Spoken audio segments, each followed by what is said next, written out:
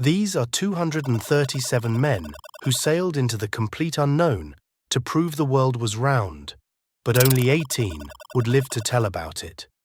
This is the insane true story of the first circumnavigation of Earth, a 3-year nightmare that claimed over 200 lives, destroyed 4 ships, and completely changed how humanity understood our planet.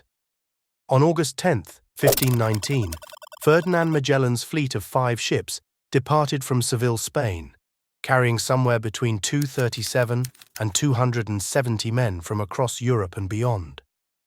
They had Spanish, Portuguese, Italian, French, German, Greek, English, and even Malaysian crew members. Nobody on those ships could have imagined that their 42,000-mile journey would take 1,082 days, and that less than 10% of them would survive. The expedition cost the Spanish crown 8,751,125 maravedís, an enormous sum at the time. But here's the crazy part. Even after losing 4 of 5 ships and over 200 men, the single surviving vessel returned with spices worth over 25 million maravedís. That's nearly a 300% return on investment, all from one ship's cargo hold. But let's back up, because Ferdinand Magellan wasn't even Spanish. He was Portuguese, and his own king had already rejected him when he pitched this insane idea. So he did what any determined explorer would do. He went to Spain's King Charles I, who also happened to be the Holy Roman Emperor. Charles V Magellan promised him a western route to the Spice Islands that would bypass Portugal's eastern routes entirely. The fleet consisted of 5 ships. The Trinidad served as Magellan's flagship, the San Antonio sailed under Juan de Cartagena, the Concepcion was commanded by Gaspar de Quesada, the Victoria was led by Luis Mendoza, and the Santiago sailed under Juan Serrano. These weren't massive vessels. The largest weighed only about 120 tons.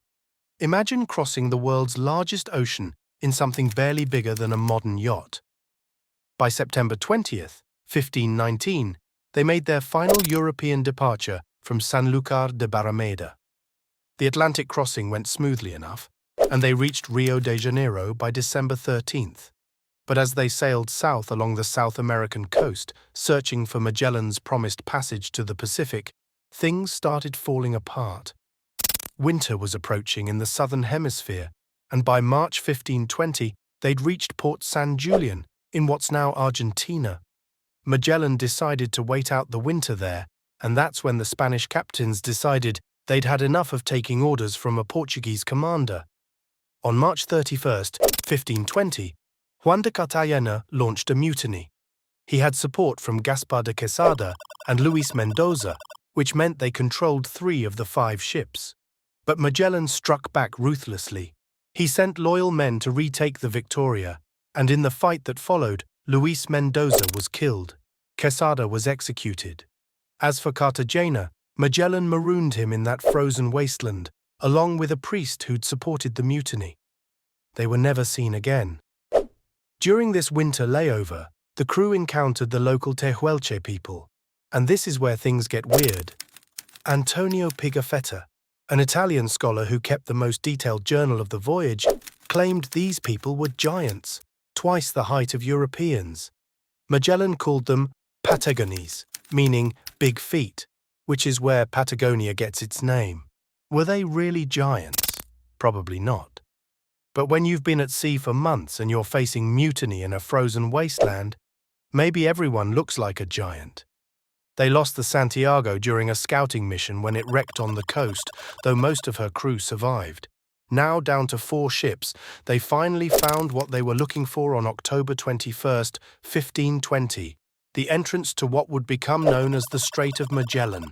For 38 days, they navigated this maritime maze.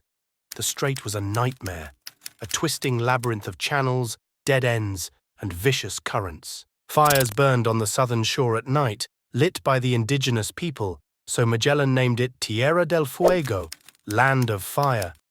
During this passage, the San Antonio, their largest ship carrying much of their supplies, simply vanished. Her captain had decided he'd had enough and sailed back to Spain. On November 28, 1520, The 3 remaining ships emerged into a calm, peaceful ocean. Magellan named it the Pacific, and if only he'd known what lay ahead. The Pacific Ocean was impossibly vast, far larger than any European had imagined.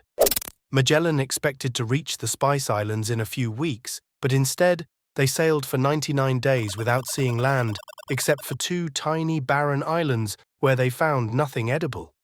This is where Pigafetta's journal becomes truly horrifying. He wrote that they ate biscuit, which was no longer biscuit, but powder of biscuits, swarming with worms, and it stank strongly of the urine of rats. The men were dying of scurvy. Their gums swelled until they couldn't eat. They stripped leather from the ship's rigging, soaked it in seawater for days to soften it, then grilled it over flames. Rats became a delicacy, selling for half a ducat each. Men were paying a fortune to eat rats. Finally, on March 6, 1521, they reached Guam. The starving crew gorged themselves on fresh food. 10 days later, they arrived in what would later be named the Philippines. Magellan thought he was nearly home free. He'd found a western route to Asia, he'd proven his theory, and all he had to do was load up with spices and sail home. But Magellan made a fatal mistake. He got involved in local politics, befriending a chief named Humabon, converting him to Christianity, and promising to help him subdue a rival chief named Lapu-Lapu on the nearby island of Mactan. On April 27, 1521, Magellan led 49 men to attack Lapu-Lapu's forces. He was so confident in European military superiority that he told his allies to just watch. It turned into a disaster. The Europeans were outnumbered roughly 30-1, fighting in knee-deep water, while their enemies knew the terrain perfectly. Magellan was struck down, and according to Pigafetta, his last thoughts were that he hoped through the fame of so noble a captain, the memory of his name would never be erased. With Magellan dead, command fell into chaos. The remaining officers couldn't agree on leadership, and worse, their local allies turned on them. On May 1st, Humabon invited 29 officers to a feast. It was a trap, and 27 were massacred. Only João Serrao and João Carvalho escaped to the ships. Now they had 3 ships, but barely enough men to sail them. They made the brutal decision to burn the Concepcion. Down to just the Trinidad and Victoria, they wandered the Indonesian archipelago for months like maritime ghosts, trading where they could, fleeing when they couldn't. Finally, on November 8, 1521, they reached the Moluccas, the legendary Spice Islands. They loaded both ships with cloves, worth more than gold in Europe. But now they faced a terrible decision. The ships were in awful condition.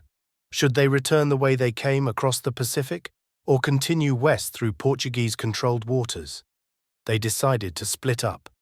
The Trinidad, under Gonzalo Gómez de Espinosa, would attempt to sail back across the Pacific. The Victoria, now commanded by Juan Sebastián Elcano, who'd been part of the mutiny but pardoned by Magellan, would continue west. It was the last time the crews would see each other. The Trinidad's attempt to recross the Pacific failed miserably. They were captured by the Portuguese and thrown in prison. Only 4 members of that crew ever made it back to Europe. Meanwhile, Elcano and the Victoria began one of the most harrowing voyages in maritime history. They had to sail through the Indian Ocean, around the Cape of Good Hope, all while avoiding Portuguese ships. They couldn't stop at any Portuguese port for supplies, so men continued dying of scurvy and starvation. On September 6, 1522, a ghost ship appeared in the harbour of San Lucar de Barrameda. The Victoria, with just 18 skeletal survivors aboard. They'd done it. They'd sailed completely around the world. On September 8th, they reached Seville, completing the first circumnavigation in recorded history. But here's something bizarre. When they checked their carefully kept logs, they discovered they'd lost a day. They'd sailed west continuously and arrived home a day earlier than their calendars showed. This was centuries before anyone understood time zones. Imagine their confusion. King Charles V granted Elcano a coat of arms with the motto Primus circumdedisти me. You were the first to encircle me. He received a pension and glory. But the psychological toll was devastating. Many survivors never recovered from what they'd experienced. The question of who deserves credit for the first circumnavigation remains controversial to this day. Spain celebrates Elcano, who actually completed the journey. Others argue Magellan deserves the honor as the visionary who made it possible, even though he died halfway through. But there's another candidate, Enrique of Malacca, Magellan's Malaysian slave and interpreter. He'd been captured in Malacca years earlier, brought to Portugal, then sailed with Magellan westward back to Southeast Asia. If he was originally from the Philippines region, and some historians believe he was, then when the fleet reached the Philippines, Enrique had already circumnavigated the globe. He would have been the first, not the Europeans. After Magellan's death, Enrique disappears from the historical record. We don't know what happened to him. The Magellan-Elcano expedition changed everything. It proved the Earth was round. Not that educated people doubted this, but now they had practical proof. It showed that the Americas were separate continents, not part of Asia. It revealed the true scale of our planet, especially the Pacific Ocean, and it opened the Pacific to European colonization, with all the devastating consequences that would bring to indigenous peoples. From a business perspective, despite the staggering human cost, the expedition was a massive success. That single ship's cargo of cloves paid for the entire venture 3 times over. It broke the Portuguese monopoly on the spice trade and ushered in a new age of global commerce. When we talk about exploration, we often focus on the glory, but the first circumnavigation was primarily a horror story. Over 200 men died. They endured starvation, disease, mutiny, murder, and battles. They ate rats and leather. They watched their friends die of scurvy, their bodies literally falling apart. And yet, 18 men made it home. They'd done something no human had ever done before. They'd sailed around the entire world, proving it could be done. In an age before engines, GPS, or even accurate maps, using only wind and courage, they'd circled the globe. Today, you can fly around the world in under 48 hours. But 500 years ago, it took 1,082 days and cost over 200 lives to prove it was possible. That's the insane true story of the first trip around Earth. Proof of human ambition, endurance, and the terrible price of discovery.